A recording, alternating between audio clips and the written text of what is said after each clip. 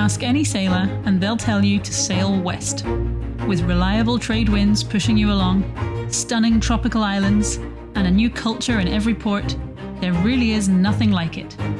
And that was always our plan. Until catastrophic engine failure left us stranded in Tahiti, unable to share and explore the incredible places we had hoped to discover. And so, with 2 brand new engines, we're ready to break the rules and set sail 400 miles in the wrong direction.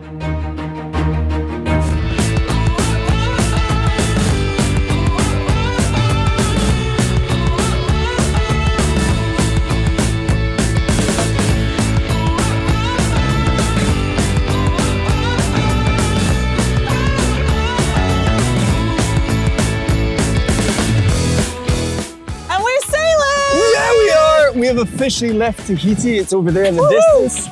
We are heading east, which is an odd choice. Yeah, it's not going to be a fun one. We've tried to pick our weather window so that it's kind of calm. We may have picked a weather window that's too calm. Too calm, but there is still swell, so we're still rocking around on the boat. But we're technically motor sailing right now with everything up that we've got to try and get ourselves, just keep going that way. It feels so good to be waving goodbye to Tahiti. We were there for far too long and we've been itching to get on the move again. And now we're doing it, we're adventuring again! We're back in the blue! Yes!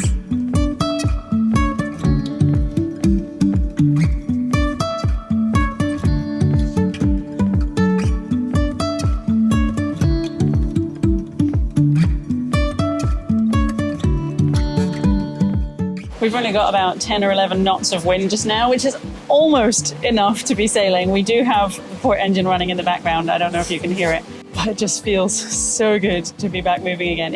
It feels like we're actually just arriving in French Polynesia. Like last year, our plans for our time here changed so dramatically when we lost an engine and suddenly we couldn't go to the places that we wanted to visit. We couldn't get through the narrow passes without full control of the boat. And then we had to stick to the more populated areas so that we could try and find parts and resources to fix the problem. And suddenly now, here we are, we're all set up, we're good to go, and we can just go wherever we want. It really does feel like we're just arriving from our Pacific crossing. We're starting again. This is our first day in French Polynesia. And I can't wait to find out what it's all about.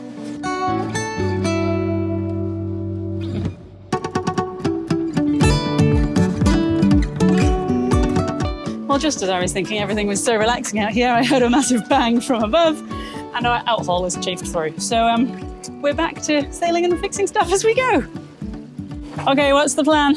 Well, our outhaul is blown up, chafed out nicely, and annoyingly, the other end of this rope is somewhere inside the boom. So to get our new outhaul, which is very temporary because it's quite a skinny line, we need to use some of our building tools. Ever inventive. Yeah, what I would like to have done is just tie this onto the other end and just pull it through the boom, and it lives inside here. But because it's now lost somewhere inside the boom, we're gonna have to run a sort of a metal fishing wire. I don't know what you call them, like a fish tape. Yeah. I think they're called fish tapes. Anyway, a little wire that comes in the spindle. We'll send it all the way through the boom, and then I can tie this onto the end of it. Or maybe tape it, actually. Yeah, tape is probably smoother. Tape it onto the end, and then we'll pull it back through. And then the whole purpose of this line is that it actually ties onto the back of the sail, and it's called the outhaul. So what it's doing is it's actually pulling the back of the sail here back to the back of the boom, and it gives us a nice straight line at the bottom of the sail. And normally we're downwind sailing, so you want this to be a bit baggy, whereas we're very much upwind sailing right now, so we want this to be nice and tight. Yeah, I think we're sitting at like 30 degrees to the wind right now. 30 is pretty tight pinch. It'd be nice to have a nice straight sail. And while we do this, we've got like a half a reef in the mainsail, so it's not really fixed at all. The only thing holding the back of the sail is the first reefing line, but we haven't pulled it all the way down, so it's sort of just, there's not enough wind for it to really be a problem. It's just sort of flapping around joyfully while we figure this out.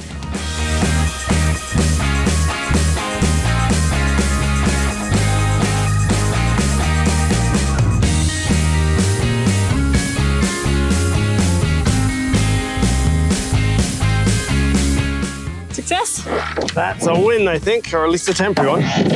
Yes, it's maybe on the small side for the line, but it'll do for now. It'll do to get us by, yeah. So I put some soft shackles on the end of the sail first, but this is just, I don't know, we had something a lot thicker, didn't we? We had something more like, whatever that is. That looks like 14 mil, and this is maybe 10. Yeah, something like that. So it's maybe not quite as robust, but for the job it is, it's not like it's under huge strains a lot of the time. So we should be all right. It's very light wind at the moment. We'll be all right. We'll be fine. It'll get us by, but it seems to be holding, which is nice. And that's the back of the sail is kind of pulled all the way out. So And take the reef out and put the whole sail up again. yeah, and hopefully we can catch some of this wind.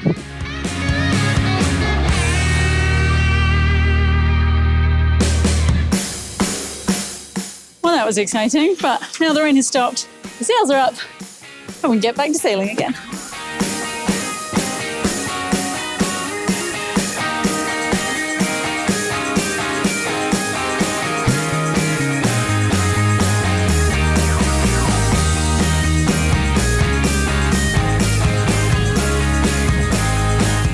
So I just woke up having slept not enough or far too much, I'm not too sure. Either way, I feel pretty groggy. What time did the outhaul snap? Because that was when I woke up. Yeah, it was about 11 o'clock this morning. So And it's like 4:30 now. yeah, most of the day. Okay, yeah, I have no excuse. I slept way too much. The problem with this is that when we start passages, we always have these kind of couple of days, right? Where we just can't quite get in a rhythm. We always end up doing short shifts and we try and show off and do a long shift each to sort of let the other person rest. Sometimes you think you're doing it like really generously to, let them sleep. But really you're just like, it's a personal best. I got to 5 hours already. Oh, would you like me to go back to bed? No, I'm done. We didn't know that this would be really light winds for this passage, but the reason we did it was because otherwise we would just have crazy strong winds straight on the nose. So we figured the best idea was to go when the wind died down. Yeah. And then basically the nannies are working really hard to get us there. It also means that because the wind died down, the swell has died down, which was crazy last week. So we definitely made the right call in waiting. Yeah, we can never really show it off on a camera, but like, how do I describe it? You know, like if you look across a sandy beach, there's like gentle rolling sand dunes. It's kind of like that. It's not that big. It's maybe like 1.5 meters. Yeah, and occasionally like the swell gets really big and it's like, way past the lifelines. But because it's so gentle and slow and long, it's just like, ooh, the whole boat rolls over it. There's no kind of breaking waves or power in them at all. So yeah, it's quite comfortable. It's pretty simple. Anyway, it's my turn to take on the shift. Yay. I shall sit watching TV or something because I guess nothing's going to happen. Nothing can go wrong. And you can go to sleep. Thank you. Bedtime for Brownie.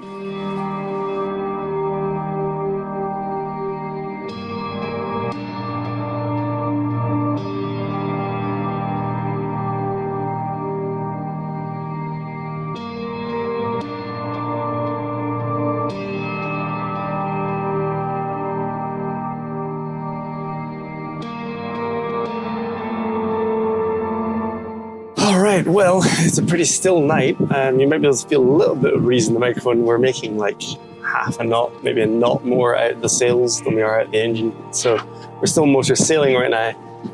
Not too far off course, but it's still telling me here it's going to be about 2 days before we make it to our target. So until then, I'm just going to have to enjoy a nice, peaceful, easygoing night.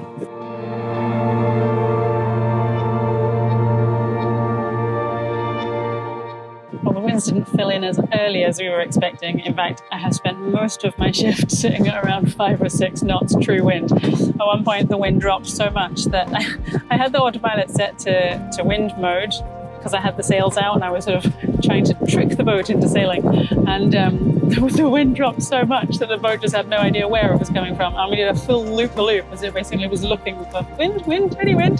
So yeah, I had to put the Genoa away at that point and just aim directly for where we're going. But they're starting to fill in now, and I'm just crossing my fingers that this is kind of the beginning of the end. This is the passage that we're going to have for the rest of the trip. Hopefully we've got like another 1.5 days to go, and yeah.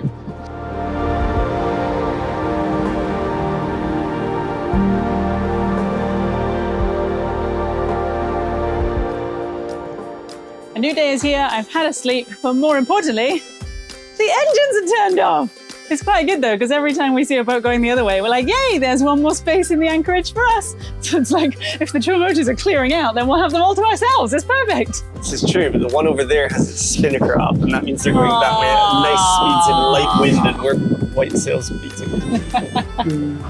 somebody needs a sleep.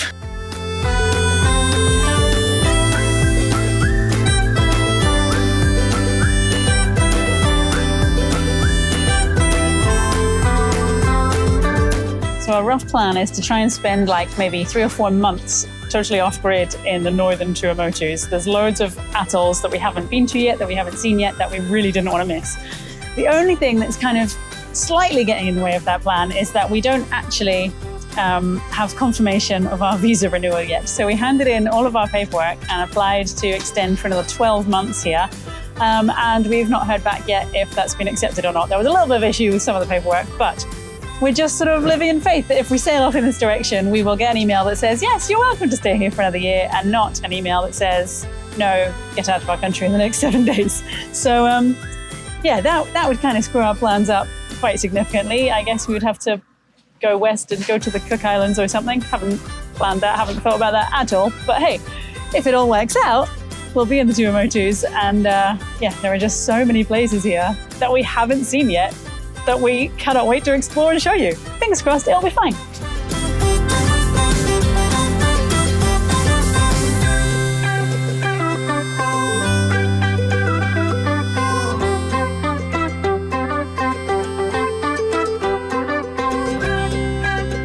Well, I don't think we can complain about a lack of wind anymore. We have just been slammed by a squall for like the last 2 hours. Not too much rain. We managed to tack our way kind of around the top of it. But yeah, we've had like 30 knots consistently. But as we're heading north, we are just hitting such a strong current that we're basically going nowhere. So we're now seeing like, it's dropped down to 20 knots, 25. It's super, super variable, but we're only making like 3 or 4 knots speed over ground. So the temptation is to tack now and head southeast again, because we know that we'll go faster, but that's kind of not really going where we want to go. So we'll keep on this tack as long as we can handle it. We'll see what the wind does. And at least by going this way, it gets us in the vicinity of other atolls, so that if we give up and we can't make it all the way to Whakarava where we're aiming for, then we'll just pick whichever one is closest, I guess. So Brad just woke me up with the good news. Apparently we have a fish on, which is the first fish on our new mega lure as well. So here's hoping it's something tasty. Oh no! I thought it spat the hook, but I'm not sure. I think it's still there. I'm not sure what it is, but it's still there. It's got a wee bit of fight to it. It keeps turning sideways. I wonder if we should slow down the boat a little bit. I mean, normally you would, wouldn't you? Mahi? Quite silvery for a mahi. Yeah, it's kind of silvery blue, but it doesn't look fat enough for a tuna. Do you think your monster lure caught a wahoo? It may have. If so, I need to get ready with all the bits and pieces. Yeah, we've not done this for a while. Well, we thought it was a wahoo, but it turned out to be a barracuda, so we threw it back. I need to check on the ciguatera kind of rules around this part of the world, but it's always been our habit. Just really don't want to get sick from fish food poisoning, so barracuda has never been on the menu for us. So back it went, but it proves the lure works, so we just need to catch a different kind next time.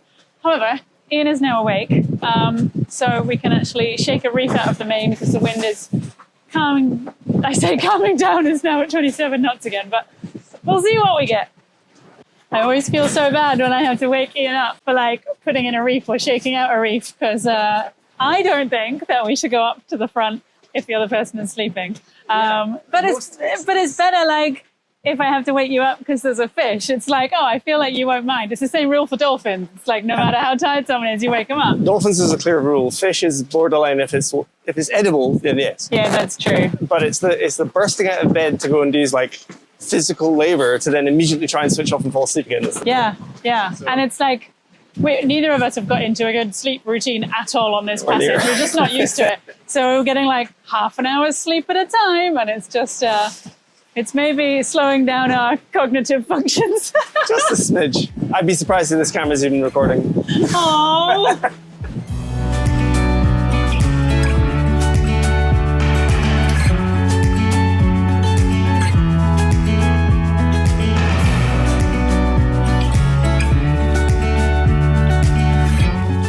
So things really did fill out today. Yeah, in the end we've managed to have a couple of squalls. We certainly had to reef the main and unreef the main like 4 times.